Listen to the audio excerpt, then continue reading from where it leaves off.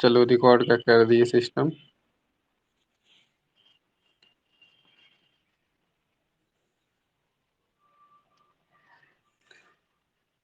चलो,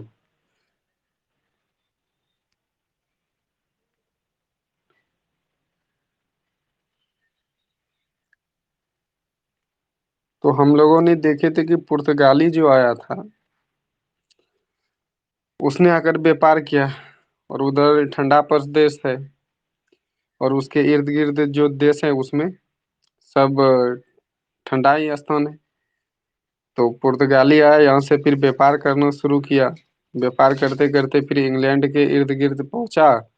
वहाँ के व्यापारी इंग्लैंड के व्यापार से दोस्ती किया, और फिर वह धीरे धीरे इंडिया आया। जब इंडिया आता है तो इंडिया से यहाँ से बहुत सारा व्यापार करके जाता है। जब व्यापार यहाँ से करके जाता है और वह बहुत काफ़ी महंगा दामों में बेचने लगा। जब ज़्यादा महंगा दाम में बेचने लगा उन्होंने, तो उसको लगने लगा कि ऐसा करते हैं कि हम ऐसा व्यापारी करें जिससे कि दूसरा देश व्यापार नहीं कर सके, हम केवल करेंगे व्यापार। और जो हम व्यापार करेंगे तो वह व्यापारी को एकीकृत करेगा, यानी कि एकल वो सोच रहा था बनाने के लिए। लेकिन उससे पहले ही ब्रिटेन का जो महारानी था उससे कहीं ना कहीं व्यापारियों वर्ग को इतना पैसा हो गया, इतना धन संपत्ति हो गया, जो कि महारानी को लगने लगा कि हमसे भी ज्यादा उसके पास संपत्ति हो गया है। तो इसके वजह से महारानी ने क्या किया, ब्रिटेन के जो व्यापारी वर्ग थे उस पे टैक्स लगा दिया। जब उस पे टैक्स लगाया तो बोला कि हम व्यापार करना चाहते हैं, तो इंग्लैंड से अपना भारत जो है ईस्ट की तरफ है। तो बोला किधर व्यापार करना चाहते हो, तो बोला भारत जो कि ईस्ट की ओर। तो बोला कि ठीक है। तो ईस्ट इंडिया कंपनी का स्थापना कर दिया, और वह डेट था 31 दिसंबर 1600। तो ये 31 दिसंबर 1600 को उन्होंने एक कंपनी का स्थापना किया जिसका नाम रखा ब्रिटिश ईस्ट इंडिया कंपनी। और जब 1600 में यह एक्ट लगाया, 1600 में स्थापना किया, तो उसके साथ साथ एक बोला कि इसमें एक चार्टर एक्ट, बोला कैसा होगा, बोला लिखित होगा कि यह एक कंपनी है और ये लिखा गया है, इसी को बोलते हैं चार्टर एक्ट। एक्ट का मतलब होता है राजलेख। एक्ट का मतलब ही होता है राजलेख, जो कि 1600 ईस्वी में आया था चार्टर एक्ट। और उस टाइम में महारानी एलिजाबेथ प्रथम इंग्लैंड की शासिका थी। अभी जिस प्रकार से अपने देश में भारत में राष्ट्रपति है, उसी प्रकार से ब्रिटेन में अभी वर्तमान समय में भी वो महारानी का शासन होता है। तो पहली बार उन्होंने 15 वर्षों का अनुमति लिया कि 15 वर्ष के लिए हम जाते हैं, व्यापार करेंगे। किधर, तो ईस्ट की तरफ जहाँ भारत है। और यह जब व्यापार करने के लिए चाहा तो बोला एकल अधिकार, उसने एकल अधिकार की घोषणा कर दिया। बोला कि केवल हम ही व्यापार करेंगे। और भारत पर जब आया, और भारत पे जब आता है तो भारत में जो शासन प्रशासन चला रहे थे लोग बंगाल के क्षेत्र की ओर, तो बंगाल में वो तो पहले से व्यापार कर रहा था, और यहाँ के शासक को बोलता है कि हमको एकल अधिकार चाहिए, क्योंकि आपके क्षेत्र में जितना भी सामग्री होगा वो सब खरीद बिक्री हम करेंगे, खरीदेंगे हम, और कोई दूसरा देश आपसे डायरेक्ट नहीं खरीद सकता है। हम उसके साथ व्यापार करेंगे। लेकिन एकल अधिकार का मतलब होता है एक ही व्यक्ति किसी सामग्री को खरीद कर वो खुद से दूसरे देश को सेल करना या दूसरे स्थान तक सेल करना, उसको बोलते हैं एकल अधिकार। तो इस प्रकार से उन्होंने एकल अधिकार का वर्चस्व जमाया। तो यह जो एकल अधिकार चला 1600 से लेकर 1813 तक एकल अधिकार चलते रहा। लेकिन 1813 में एकल अधिकार समाप्त हुआ, लेकिन पूर्ण रूप से नहीं, आंशिक रूप से।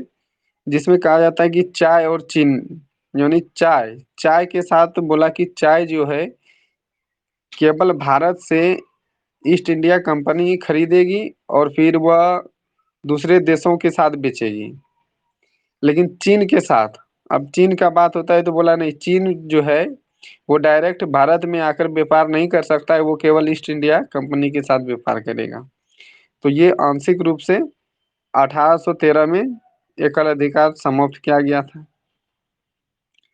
और जब वह महारानी ने वो कंपनी बनाया, तो उस कंपनी को चलाने के लिए एक निर्देशन मंडल रखा जिसमें कि 14 सदस्य थे। और बोला वो 14 सदस्य कौन होगा? बोला जो 500 500 से अधिक पाउंड के यदि सिक्के वो देते हैं, तो वो उस निर्देशन मंडल में होंगे। तो वही 24 व्यक्ति थे जो कि 500 से अधिक पाउंड के सिक्के दिए थे, और वो निर्देशन मंडल चला रहा था। उन्हीं की उस कंपनी का निर्देशन, नियम कानून बनाने का कार्यभार जो था, उसी 24 व्यक्तियों के पास था। और उस कंपनी को चलाने के लिए एक व्यक्ति बनाया जिसको बोला कोर्ट ऑफ डायरेक्टर। बोला ये कोर्ट ऑफ डायरेक्टर क्या है? तो बोला इस कंपनी को चलाने के लिए कोई न कोई एक व्यक्ति की आवश्यकताएं होगी जो कि हिसाबबारी करने वाला होता है। तो वही बोला 14, एक यानी कि 24 जो सदस्य होंगे, उस 24 सदस्य उसका देख रेख करेगा, और साथ साथ उस कंपनी को चलाने के लिए कुछ नियम भी बनाएंगे। और ये सब जो भी होगा, ये सब इंग्लैंड में होता था। जितना भी कानून बनता था वो कंपनी के लिए सब इंग्लैंड में होता था, लेकिन वो लागू इंग्लैंड के साथ साथ यहाँ भारत पर भी हो जाता था। तो इस प्रकार से फिर व्यापार चलते रहा। 1813 तक एकाधिकार रहा। फिर 1833 जैसे होता है, उसमें पूर्णतः एकाधिकार समाप्त हो जाता है। कहता है कि व्यापारी वर्ग के लिए पूर्ण रूप से एकाधिकार समाप्त कर देता है, अब स्वतंत्र हो जाता है, और सभी लोग व्यापार करने लगते हैं। यानी कि विदेशी, जैसे यूरोप के क्षेत्र से आता है, तो पुर्तगाली है, डच है, फ्रांस है, इंग्लैंड है, सब कोई आकर व्यापार करता है। अब कोई रोक टोक नहीं रहता है। फिर 1857 में एक घटना बताए थे जो कि सिपाही विद्रोह कहते हैं उसको। और वही सिपाही विद्रोह होता है। फिर कंपनी खत्म खत्म हो जाता है 1857 में। और 58 से फिर कंपनी समाप्त होकर, और 58 में महारानी का शासन प्रारंभ हो जाता है। जब वो महारानी का शासन प्रारंभ होता है, तो कहता है कि जस्ट वो कंपनी के तरह ही कार्य करती है, लेकिन भारतीय को केवल लालच, लोभ प्रलोभन देता है। और वो कहता है कि चलो कंपनी सब हटा दिए, और कंपनी के पहले वहां पे रहता था गवर्नर, गवर्नर जनरल, भारत का गवर्नर जनरल, ये सब भी हम लोग देखे हैं। लेकिन अब बोला कि ये कंपनी तो खत्म कर दिए, तो बोला अब यहाँ पे क्या होगा? गवर्नर जनरल नहीं होगा, वायसराय रहेगा। तो इस प्रकार का वायसराय की बात हो जाता है। लेकिन उसके पहले कुछ घटना भी हम लोग देख लेते हैं कि 1726 यानी 1857-58 जोने से पहले किस प्रकार से उसने संधि किया था। तो वो 1726 ईस्वी जब होता है, तो वो उसको भी कहते हैं चार्टर एक्ट, यानी कि 1726 का चार्टर एक्ट। उस टाइम में 26 के पहले यदि देखा जाए, तो वो जो व्यक्ति आया था यहाँ पे, रॉबर्ट क्लाइव लोग, तो उसने क्या किया था यहाँ पे, बहुत सारे कंपनी तो चला रहे थे। कंपनी चलाने के साथ साथ उसको ऐसा लगने लगा था कि कहीं ना कहीं कंपनी हम एक स्थान से नहीं चला सकते, तो वो अलग अलग क्षेत्र में चलाने के लिए चाहने लगा। तो वो 3 स्थानों पे सबसे पहली बार जो आया था, तो वो बंगाल में अपना कंपनी का स्थापना किया था। कंपनी चलाने के लिए बंगाल में एक उसने बोला कि हम यहाँ से व्यापार तो करते हैं। जब व्यापार वाणिज्य करने लगा, तो व्यापार करने के साथ साथ उसको लगने लगा अभी बारिश है, धूप है, तो इस प्रकार से उसको लगने लगा कि कहीं ना कहीं सामग्री को रखने के लिए, छुपाने के लिए कुछ जगह की आवश्यकताएं हैं। जब जगह की आवश्यकताएं हैं, तो वहाँ के शासक उस टाइम में मुगल काल चल रहा था। और जब वो मुगल काल चल रहा था, तो उस टाइम में बोला कि हमको कुछ जगह चाहिए जिसमें कि हम सामग्री को रख सकें। जब सामग्री को रखने की बात आता है, तो बोला ठीक है, तो कुछ क्षेत्र तक उसको दे दिया कि इस क्षेत्र में आप अपना बना लीजिए, यानी कि घर बना लीजिए जिसमें कि रह सके, स्टोर रूम बना लेंगे। तो जब स्टोर रूम बनाने लगा तो उसके पहले वो एक छोटा हॉल बनाया, जिसमें कि आप ही समझो कि एक घर बनाते हैं, और जब घर बनाते हैं तो घर बनाने से पहले एक छोटा सा स्टोर रख बनाते हैं जिसमें सीमेंट रख सके, यानी कि कुछ सामग्री उसको रख सके। तो पहले एक छोटा सा घर बनाया, और वो छोटा सा घर बनाया उसके बावजूद वो जब उसको क्षेत्र दिया था, यदि 2 कट्ठा का दिया है, तो वो क्या करने लगा कि 10 कट्ठा 12 कट्ठा के क्षेत्र को वो घेरना शुरू कर दिया। जब इस प्रकार से घेरना शुरू कर दिया तो वहां के राजाओं को बोला कि देखिए, वहां के सिपाही बोला कि इसको दिए थे आप 2 कट्ठा 4 कट्ठा, वो 8 10 कट्ठा में अपना घेराबंदी कर रहा था। तो बोला ठीक है, इसको बंद करवाओ।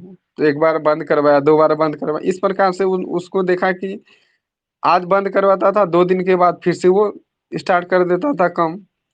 तो इस प्रकार से उसने क्या करने लगा कि वो बहुत जब ज्यादा क्षेत्र अपने मन के मुताबिक वो घेराबंदी करने लगा, तो वहां के राजाओं ने बोला कि वो छोटा सा हॉल में जितने भी व्यक्ति है सबको बंद कर दो।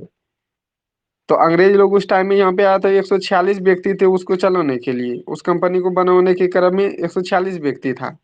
तो 146 व्यक्ति को उस छोटा सा जो हॉल बनाया था उसमें सबको दिया डाल के, और नाइट भर उसमें रख दिया, छोड़ दिया। तो उसमें 123 व्यक्ति मर गए, जिसमें 23 व्यक्ति जिंदा रहा था। तो इसी को बोलते हैं ब्लैक हॉल कांड। तो ये जो ब्लैक होल कांड हो गया उस जिसमें 23 व्यक्ति जिंदा रहे। अब ये सब यदि नहीं मरता, तो इससे लगता है कि यदि 123 व्यक्ति वो नहीं मरते, तो इंग्लैंड के जो व्यक्ति व्यापार कर रहे थे वो शायद हमारे देशों पर राज नहीं करता, और हमारा देश वो 200 वर्ष जो लगभग गुलाम रहा है वो नहीं रहता। और वही 123 व्यक्ति जो मरे उसका बदला लेने के लिए रॉबर्ट क्लाइव ने मीर कासिम को उत्तेजित कर कर उसको सिराजुद्दौला को मरवाया। इस प्रकार से हम ये सब बात भी कर लिए थे कि कैसे कैसे वहां पे घटना घटा। फिर बताए थे कि इसमें इलाहाबाद की संधि भी किया, उसके पहले बक्सर का युद्ध लड़ा, और ये गन फैक्ट्री का स्थापना कैसे हुआ ये सब भी हम लोगों ने देख लिए हैं। इस प्रकार से जब घटना घटते चला गया तो उसको जो है ना आसानी मिलने लगा कि कहीं ना कहीं एक स्थान पर मेरा व्यापारिक वर्ग पूर्ण रूप से नहीं चल पाएगा। तो मद्रास और मुंबई, और उस दोनों स्थान पर भी अपना कंपनी, यानी कि इसी प्रकार से जो घेराबंदी बंगाल में कर रहा था वही घेराबंदी बंगाल और मुंबई और मद्रास में उसने किया। तो फिर चलाने लगा। तो कहता है कि ये कोलकाता मुंबई और मद्रास, ये गवर्नर विधि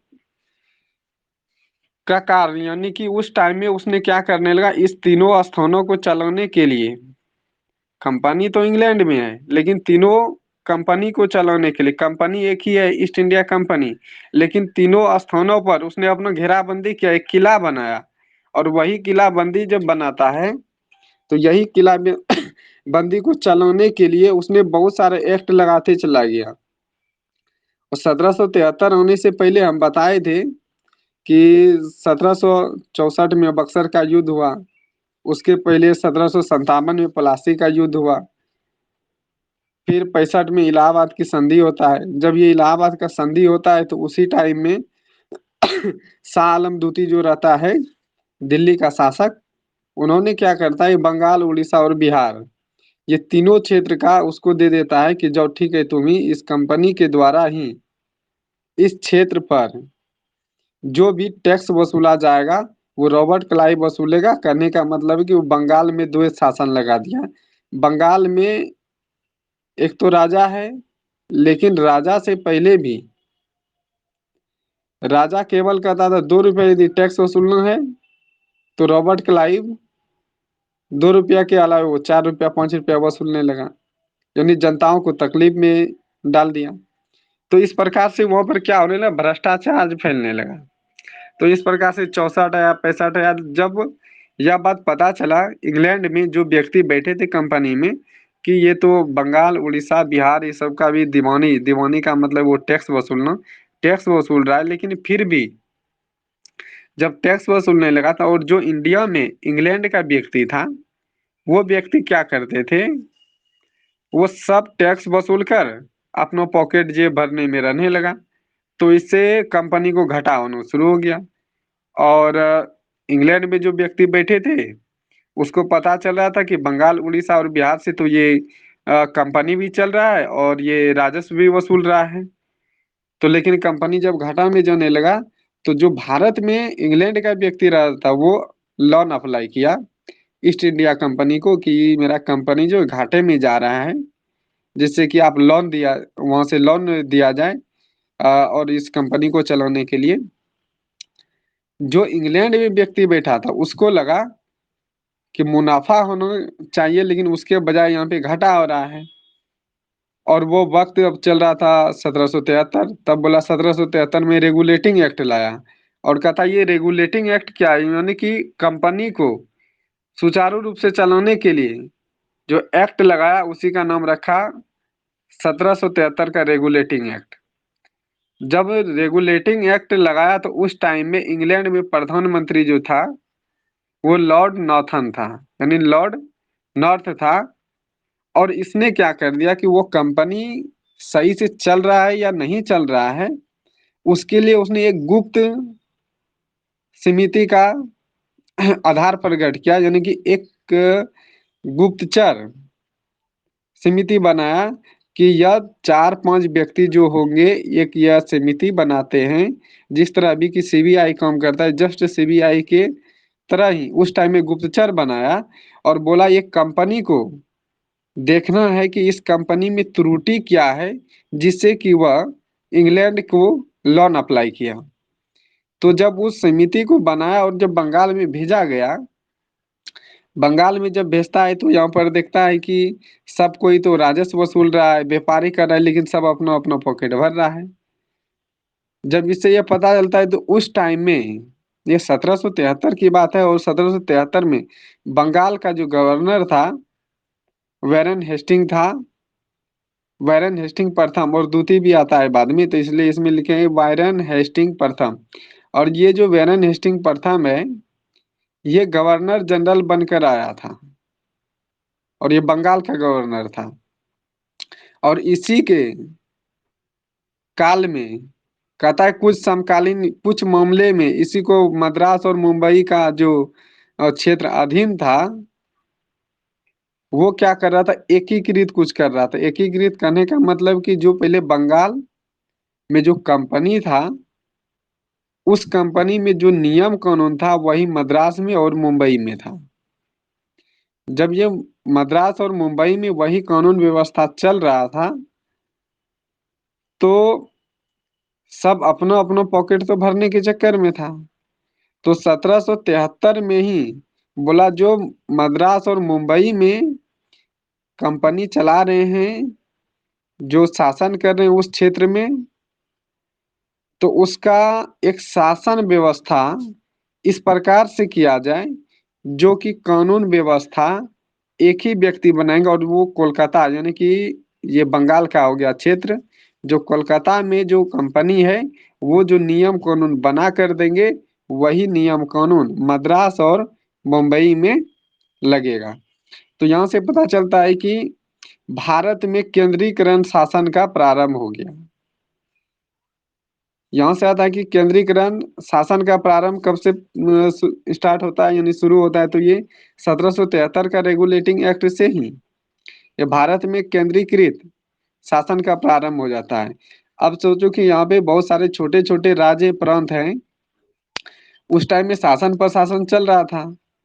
तो जब अलग अलग स्थानों पर अलग अलग कंपनी को लगाया, जब अलग अलग वो कंपनी क्षेत्र बनाया, तो अलग अलग क्षेत्र का कल्चर अलग अलग है, रहन सहन खान पान सब कुछ अलग अलग है।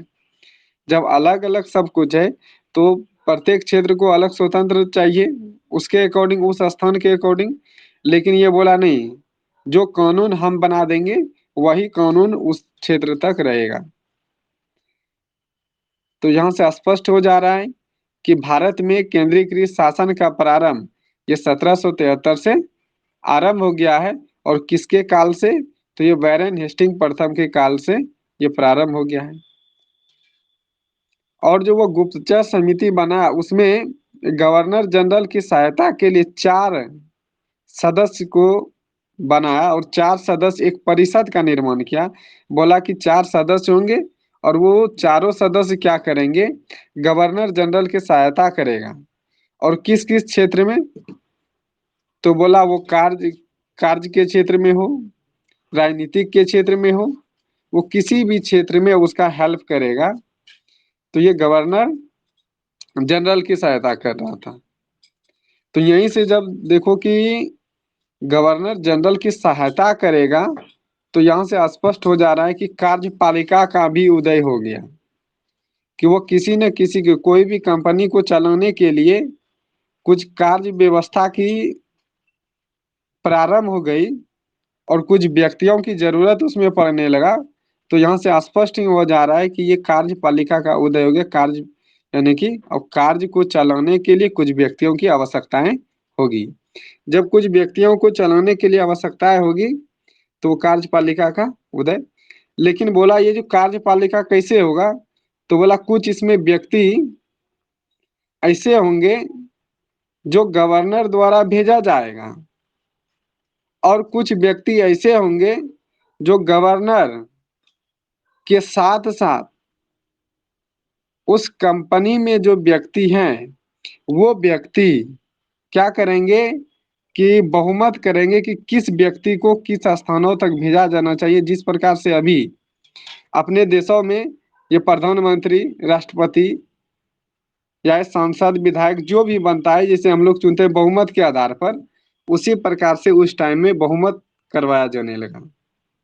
जब बहुमत करवाया जाने लगा तो बोला गवर्नर जनरल मत दे सकता है। यानी बोला कि जब गवर्नर उस 4 जो सदस्य बनाया, बोला वो चारों सदस्य यदि कुछ निर्णय ले रहा है कि कार्यपालिका में किस प्रकार से त्रुटि है, तो यदि उसमें दो दो व्यक्ति डिवाइड हो जाएगा तो उसमें कोई फर्क रहेगा कि बहुमत किसके पक्ष में गया। तो चाहे गवर्नर उसमें मत दे सकता है। अब जिधर मत देगा तो उसका तो यदि 3 व्यक्ति होता है तब तो कोई बात नहीं, तो बहुमत हो जाता है। 4 में यदि दो दो हो गया तो दिक्कत है। जब वो दिक्कत हो जाता है तो बोलता है गवर्नर जनरल को देना ही पड़ेगा उसमें मत। यदि मत नहीं देता है तो उसको बोलते हैं बीटो पावर, कि यदि वो मत नहीं दे रहा है उसको बीटो की शक्ति बोलते हैं। तो बोलता है कि बीटो की शक्ति उसको प्राप्त नहीं था, लेकिन गवर्नर जनरल को देना ही होगा किसी न किसी पक्ष को। उसमें जब भी होगा तो 2 ही पक्ष होगा क्योंकि 4 सदस्य हैं, तो किसी न किसी पक्ष को देना होगा मत। तो वह मत दिया, लेकिन इसको बीटो पावर का अधिकार नहीं दिया था। और यही 1773 का जब एक्ट लाया तो इसी में कोलकाता में एक सर्वोच्च न्यायालय की स्थापना कर दिया। 1773 एक्ट के तहत 74 में, 1 साल बाद 73 में यह एक्ट लाया गया। लेकिन कोलकाता में सर्वोच्च न्यायालय की स्थापना 1774 ईस्वी में कर दिया। तो यहाँ से देखो कि न्यायपालिका का भी उदय हो गया। इसका मतलब है कि इसी में कार्यपालिका, न्यायपालिका और विधायिका, ये तीनों व्यवस्था जो लाया गया ये 1773 के रेगुलेटिंग एक्ट में ही ये समाहित कर दिया है। और वही अभी तक भी हमारे देश में कार्यपालिका, न्यायपालिका और विधायिका, ये तीनों अभी वर्तमान समय में भी दिखाई देता है और ये चलता आ रहा है। कोलकाता में उस टाइम में न्यायपालिका का स्थापना किया 1974 में। अब बोला कि ये जो स्थापना किए सर्वोच्च न्यायालय का, तो इसमें क्या क्या चीजें होंगी, तो बोला इस प्रकार से मौखिक नहीं होगा। लेकिन पहले ब्रिटेन में और अभी भी वर्तमान समय में ब्रिटेन में महारानी जो बात बोल देती है वो उसका कानून बन जाता है। लेकिन बोला जो कोलकाता में सर्वोच्च न्यायालय की स्थापना किए गए हैं उसमें सब कुछ लिखित होगा और उसके लिए एक दस्तावेज बनेगा। उसी को बोला कि एक अभिलेख न्यायालय होगा। तो सर्वोच्च न्यायालय की जो स्थापना किया उसी में एक क्षेत्र ऐसा होगा जिसमें अभिलेख न्यायालय होगा। और यह जब काल चल रहा था, सबसे पहले हम बताए कि एलिजाबेथ प्रथम 1600 ईस्वी के समथिंग में था, वहां का महारानी इंग्लैंड का। लेकिन जब 1773 आते आते उसमें एलिजा इम्पे हो जाता है, यहाँ का मुख्य न्यायाधीश। बोलता है कि उस टाइम में एलिजा इम्पे का शासन भी वहां पे चलना शुरू हो गया था। एलिजा इम्पे का शासन वहां पे चलना शुरू हो गया इंग्लैंड में। तो वही जब एलिजा इम्पे का शासन इंग्लैंड में चलना शुरू हो गया था, तो बोला इसी को मुख्य न्यायाधीश बनाया जाए, क्योंकि वहां की शासिका हमेशा चाह रही थी कि हम ही अपने हैंड में सब कुछ रखें, यानी दूसरे को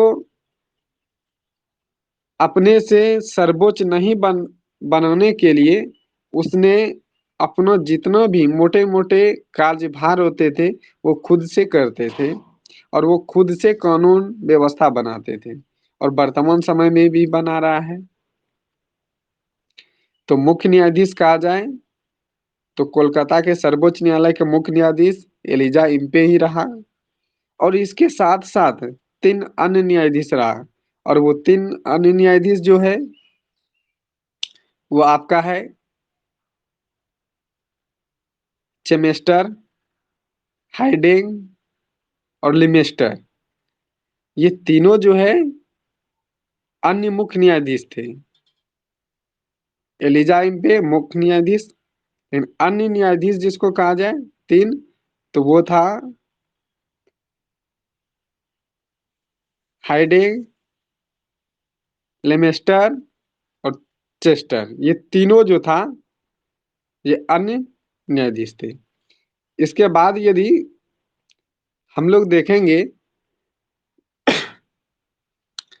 तो केंद्रीकृत शासन का भी वहां पे आरंभ हो गया था। हम लोग देखबे किए कि वहां पे 1773 का जब एक्ट लगाया तो मद्रास, मुंबई और कोलकाता तीनों का नियम कानून अब एक ही व्यक्ति बनाने लगा। और देखिए उसमें कि इसको चलाने के लिए 4 सदस्य का निर्माण किया गया, तो वो भी कार्यपालिका का हो गया अंग। न्यायपालिका के लिए कोलकाता में सर्वोच्च न्यायालय का स्थापना कर ही दिया। तो ब्रिटेन की संसद द्वारा भारत के शासन में हस्तक्षेप का प्रथम प्रयास यहीं से हो गया कि ब्रिटेन का संसद व्यवस्था जो अभी हमारे यहाँ चल रहा है, संसद प्रणाली, वो संसद प्रणाली जो है ना 73 से ही चलता आ रहा है, और उसी के अकॉर्डिंग अपना भी संविधान में कुछ इसी प्रकार से चल रहा है, जिसमें कार्यपालिका, न्यायपालिका, विधायिका तीनों अभी भी है, और उस टाइम में 73 में भी इस तीनों प्रकार की बातें कही जा रही है।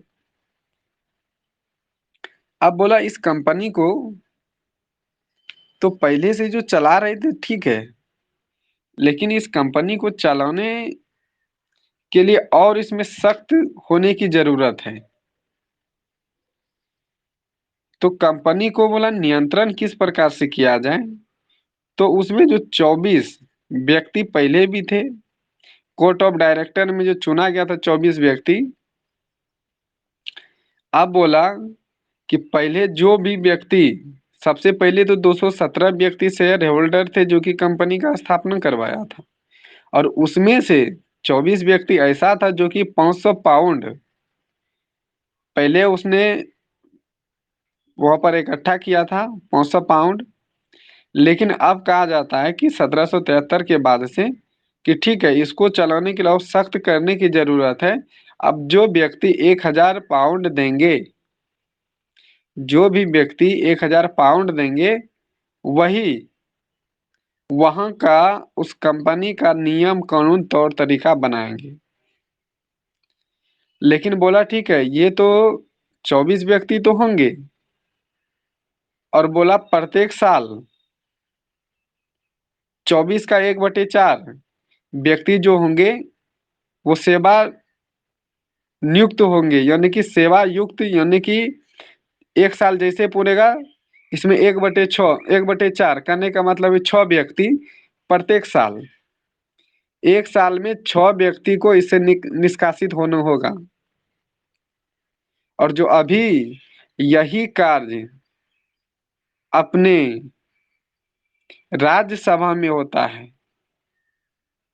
राज्यसभा में होता है, जो कि उसमें कुछ व्यक्ति अभी भी प्रत्येक 6 साल में निकल जाता है। यानी 6 साल करने का मतलब है प्रत्येक साल, यानी एक व्यक्ति का एक, यानी 5 यदि व्यक्ति है तो 5 व्यक्ति को निकलना यदि होगा तो एक साल में उस 5 व्यक्ति का आयु 6 वर्ष पूर जाता है। तो यह प्रक्रिया जो अपनाया गया है, यही 1773 का एक्ट से अपनाया गया है, जो कि अपने अभी राज्यसभा में दिखाई देता है। और बोला कार्यकाल पहले 1 वर्ष था, लेकिन बोला अब 1 वर्ष में ये समाप्त नहीं होगा।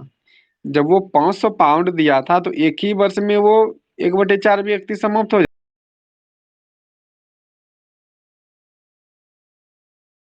कम से कम अब 4 वर्ष तक रहेगा। बोला कम से कम 4 वर्ष के लिए रहेगा, 4 वर्ष तक रहेगा।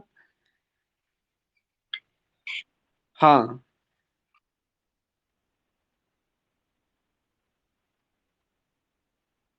हम्म। हाँ हाँ। देखो उसमें होता क्या है ना, कि मान लो कि ये 24 व्यक्ति करने का मतलब है कि इसी 24 व्यक्ति जो कि 217 व्यक्ति पहले समझो कि उस कंपनी में है, ठीक है।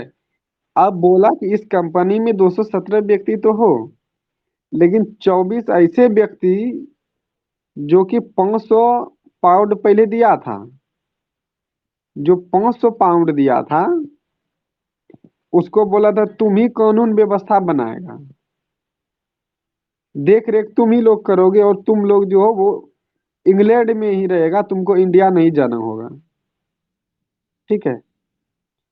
लेकिन ये 1773 जैसे आता है ना, तो बोलता है अब 500 नहीं, अब जो 1000 पाउंड देगा वही व्यक्ति इस कंपनी का देख रेख करेगा और वो इंग्लैंड में रहेगा, ठीक है।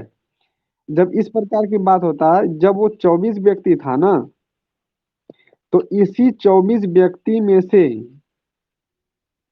बोलता था कि 1/4 यानी कि 6 व्यक्ति जो एक साल में निकल जाएगा, और फिर कोई दूसरा इसमें 6 व्यक्ति जुड़ जाएगा। अब बताओ, जो 6 व्यक्ति 2017 में जुड़ा था वो 18 में निकल जाएगा, और जो 18 में जुड़ेगा वो 19 में निकलेगा। इस प्रकार से क्रमबद्ध चल रहा था। लेकिन अब बोलता है कि नहीं, कि 1000 पाउंड जो लगाओगे ना, तो उसमें एक साल केवल नहीं, वो व्यक्ति 4 साल तक रहेगा उसी में। और बोलता है 4 साल। अब सोचो कि 24 व्यक्ति यदि 2020 में जुड़ता है तो 4 व्यक्ति को तो निकलना होगा, जब 6 व्यक्ति को निकलना होगा 4 वर्ष के बाद। लेकिन अब जब वो 6 वर्ष में तो सबका आयु पूर जाता है वो 4 वर्ष में, 24 व्यक्ति का। लेकिन इसमें नियुक्ति जो किया होगा इस प्रकार से, पहली बार जो नियुक्ति किया होगा उस 24 का, तो 6 व्यक्ति को बोला होगा कि तुम जो है केवल 1 वर्ष रहेगा। फिर 6 व्यक्ति को बोला तुम जो है 2 वर्ष रहेगा। फिर 6 व्यक्ति को बोला होगा तुम 4 वर्ष रहोगे। यानी कि इस प्रकार से उसने किया होगा कि जो एक साल में 6 व्यक्ति खत्म होगा, और उसके स्थान पे जो 6 व्यक्ति आएंगे, तो वो 4 वर्ष के बाद ही समाप्त उसका कार्यकाल होगा। नहीं आया होगा समझ में, फिर से हम बोल देंगे। देखो, समझो कि 4 व्यक्ति है, अभी 24 व्यक्ति छोड़ दो, ठीक है, 4 व्यक्ति हैं।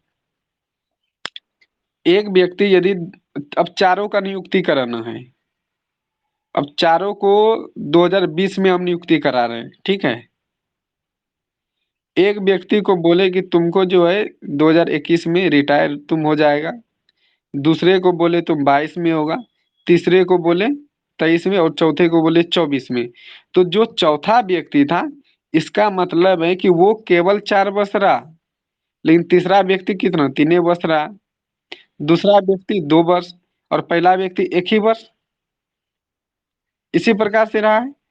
लेकिन ये प्रक्रिया जो लाया ना वो पहली बार की घटना है, तो इसी प्रकार से बनाया है।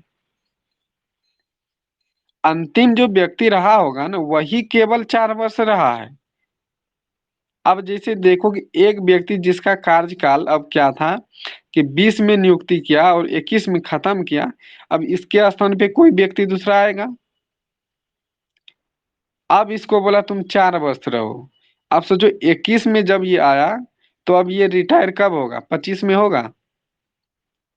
इसका मतलब है कि वो जो चौथा व्यक्ति था मेरा 24 में रिटायर होने वाला, वो 24 में रिटायर जैसे होगा तो उसके पहले ही यहाँ पर 2-3 व्यक्ति आ जाएंगे, जिससे कि ये क्या कर सकेगा, अपना कार्यकाल 4-4 वर्ष तक पूरा कर सकेगा।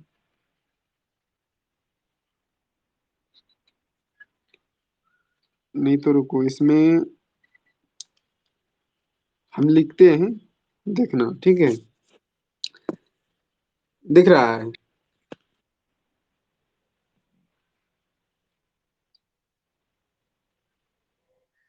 ठीक है।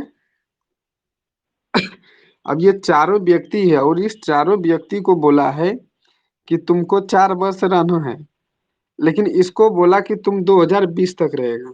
ये 20 में सबको नियुक्ति करा रहे हैं, ये 2000 ये 20 में सबको नियुक्ति करा रहे हैं, ठीक है।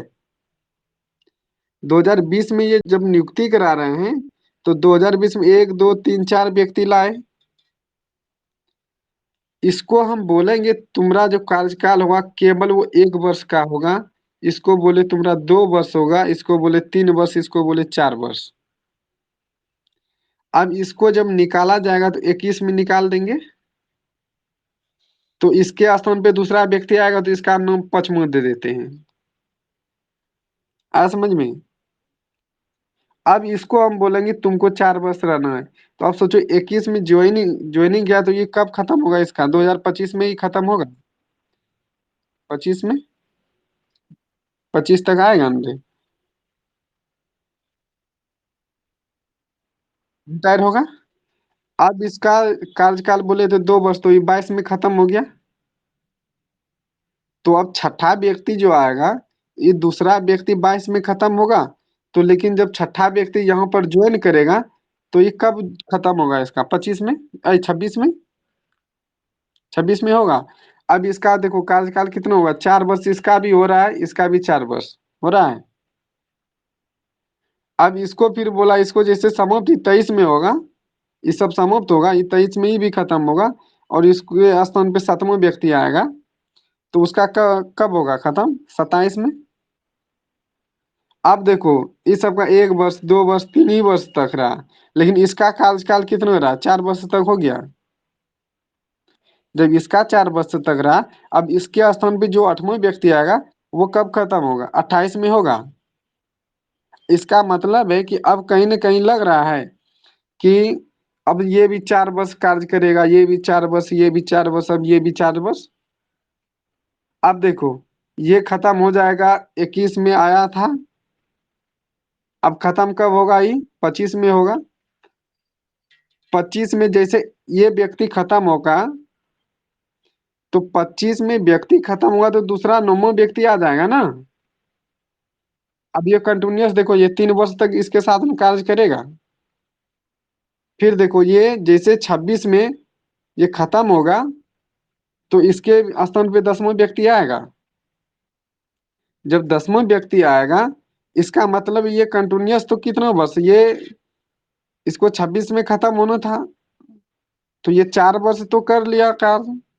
अब इसके स्थान पे 10वां व्यक्ति आएगा और ये भी 30 जाएगा, तो इसके साथ साथ देखो इसके साथ में 1 वर्ष, इसके साथ में 2 वर्ष, इसके साथ में 3 वर्ष और ये अपना एक्स्ट्रा 1 वर्ष, 4 वर्ष। इस प्रकार से ये कार्य करेगा कि नहीं? तो पहली बार जो नियुक्ति हुआ होगा ना, इसी प्रकार से कि पहले व्यक्ति का मतलब ये हो गया 6 व्यक्ति, कि उस 6 व्यक्ति को बोला होगा, उस 6 व्यक्ति को, कि तुमको जो हम पहले नियुक्ति कर रहे हैं, तुम्हारा जो नियुक्ति होगा केवल 1 वर्ष के लिए होगा। यानी कि यहाँ पर इसका बोला कि 6 व्यक्ति को 1 वर्ष के लिए, फिर 6 व्यक्ति को 2 वर्ष के लिए, 6 व्यक्ति को 3 वर्ष के लिए और 6 व्यक्ति को 4 वर्ष के लिए। तो आप सोचो 24 व्यक्ति हुआ। अब ये व्यक्ति जैसे 6 खत्म होता है, इसके स्थान पे दूसरा जब 6 व्यक्ति आता है ना, तो वो आराम से अपना 4 वर्ष पूरा कर लेता है, क्योंकि 3 वर्ष तो ये सबके साथ प्लस 1 साल बाद ये रिटायर होगा। अब देखो ये 2 ही वर्ष किया, बोले तुम्हारे स्थान पे कोई दूसरा आएगा, तो इसके स्थान पे जैसे 6 आता है ना, ये देखो 1 2 वर्ष और यहाँ 3 वर्ष, ये 3 वर्ष तक तो साथ में ये सबके साथ कार्य करेगा और 1 साल ही बाद में रिटायर होगा। तो इस प्रकार से उसका क्रमबद्ध तरीका चलते रहा।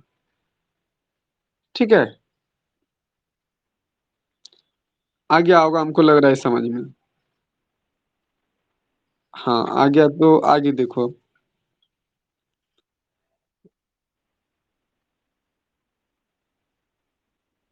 अच्छा अच्छा।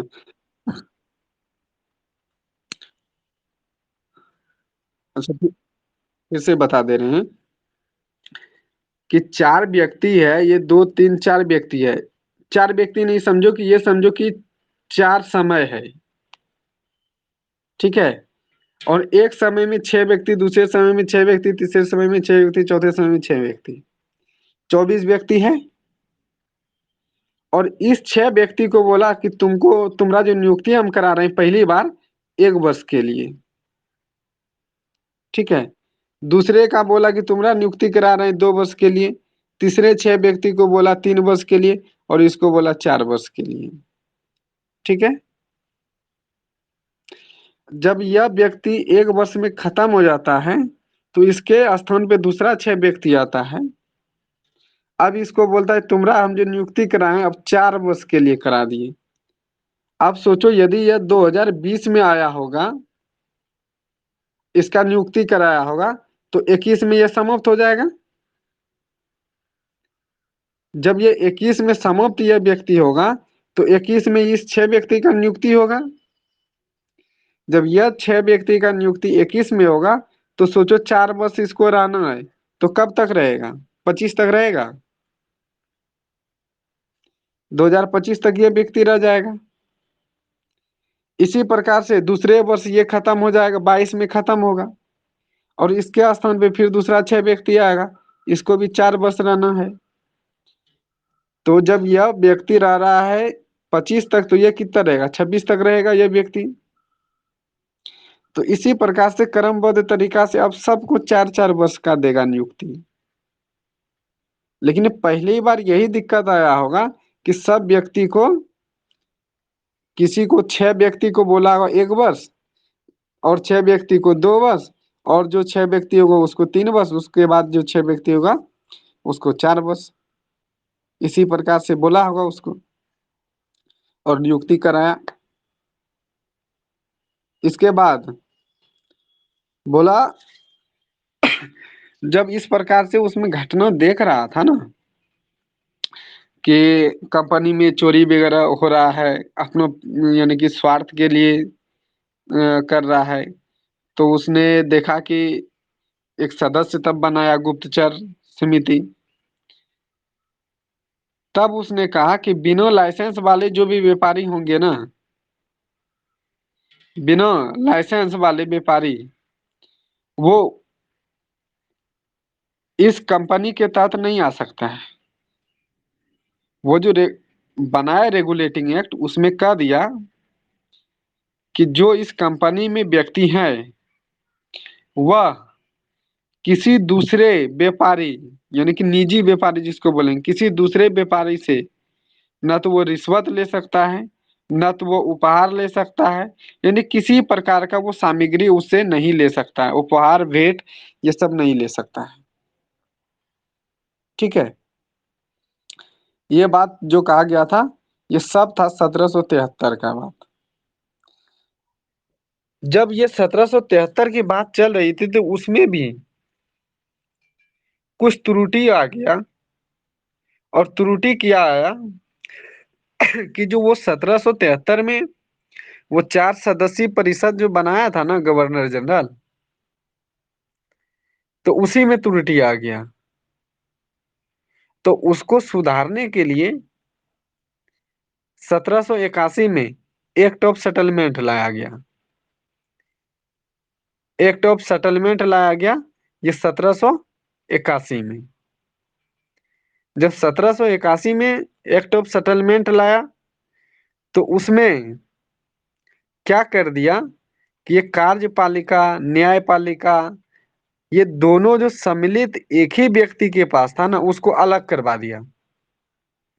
बोला कार्यपालिका और न्यायपालिका जो होगा दोनों अलग अलग होगा। लेकिन 1773 में कार्यपालिका न्यायपालिका और विधायिका ये तीनों साथ ही में था। लेकिन अब ये तीनों को अलग कर दिया, कार्यपालिका न्यायपालिका विधायिका, ये तीनों को एक्ट ऑफ सेटलमेंट में यानी 1781 में अलग कर दिया। इसका मेन थीम जो था ना यही था, क्योंकि हम पहले बताए थे कि भारत में जो है संस्कृति रीति रिवाज खान पान रहन सहन प्रत्येक क्षेत्र का अलग अलग है। जब अलग अलग है तो उसके लिए अलग अलग नियम कानून भी होना जरूरी है। यही गलती रह गया था 1773 में, और जो कि 1781 में अलग कर दिया। और वो जो 4 सदस्य बनाया था उसको और ज्यादा हावी बना दिया। बोला कि सर्वोच्च न्यायालय का अधिकार क्षेत्र से इसमें कोई भी विधि नहीं बना सकता है, अपने मन से कोई भी विधि कानून नहीं बना सकता है, कानून व्यवस्था नहीं बना सकता है। जो भी वहाँ गवर्नर और 4 सदस्य बना देंगे वही चलाएगा, इसके अलावा कुछ नहीं चला सकता है। और सर्वोच्च न्यायालय जो पहले राजस्व करने का मतलब जो भी टैक्स वसूलता था ना, अब सर्वोच्च न्यायालय को बोला तुम टैक्स नहीं वसूलोगे, तुम केवल न्याय दोगे कि कौन गलत कर रहा है कौन सही कर रहा है उसका संरक्षण करोगे। और बोला कि सर्वोच्च न्यायालय जो है जो भी न्यायिक फैसला सुनाएगा वो भारतीय संस्कृति धर्म रीति रिवाज को देखकर ध्यान में देते हुए यानी रखते हुए वो सर्वोच्च न्यायालय उस स्थानों का फैसला सुनाए। और उसी में कोलकाता सरकार जो बनाया था उसमें कानून व्यवस्था, बोला बिहार उड़ीसा के लिए जो भी कानून बनाया जाएगा ये बिहार क्षेत्र और उड़ीसा जो है इसका जो भी कानून क्षेत्र बने कानून बनाया जाएगा वो कोलकाता में बनाया, कोलकाता का जो सर्वोच्च न्यायालय है वही बनाएगा। तो सबसे पहले अपना समझो कि अपने बिहार का और उड़ीसा का जो कानून व्यवस्था बनना प्रारंभ हुआ है वो कोलकाता से बनना प्रारंभ हुआ है, और ये कोलकाता सरकार बना रही थी। तो हम लोगों ने दो एक्ट देखे कि 1773 का एक्ट, और 1773 में क्या कमी रह गया था और उस कमी को दूर करने के लिए 1781 का एक्ट ऑफ सेटलमेंट लाया। और इसमें देखे कि कार्यपालिका न्यायपालिका से अलग कर दिया। तो इस प्रकार से हमने देखे अभी तक दो एक्ट को। ठीक है, तो आज जो है यहीं तक चाहेंगे छोड़ देने के लिए। ठीक है ना, यहाँ तक यदि किसी को दिक्कत है तो बोलो।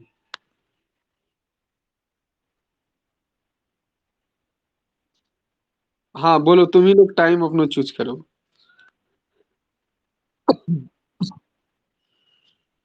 कब टाइम है किसको?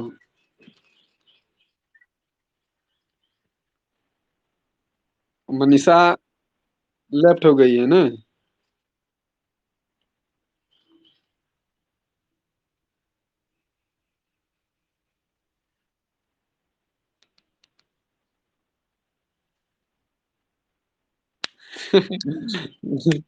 क्योंकि लक्ष्य सो जाता है तो इसको यही टाइम सही रहता है।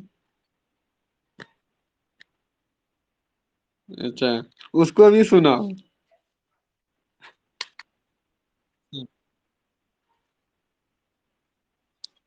कोई बात नहीं है, हम तो चाहते हैं किसी से भी हम ज्ञान अर्जित कर सकते हैं। चाहे छोटे हो या बड़े, हमको उससे फर्क नहीं पड़ता।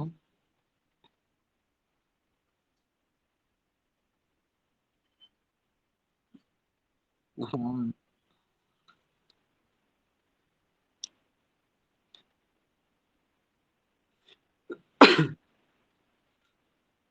तो यही टाइम रहती है।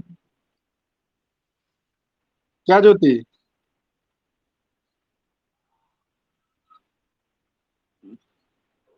सुनते हो?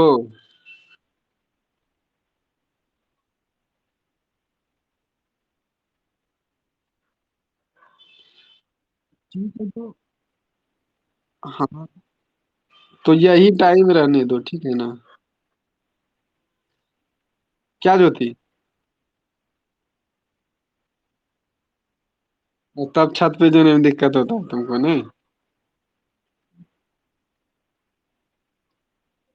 हम्म, ठीक है, तो वैसा होगा देखा जाएगा फिर।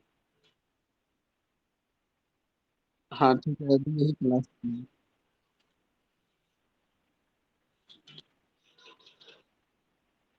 ठीक है फिर।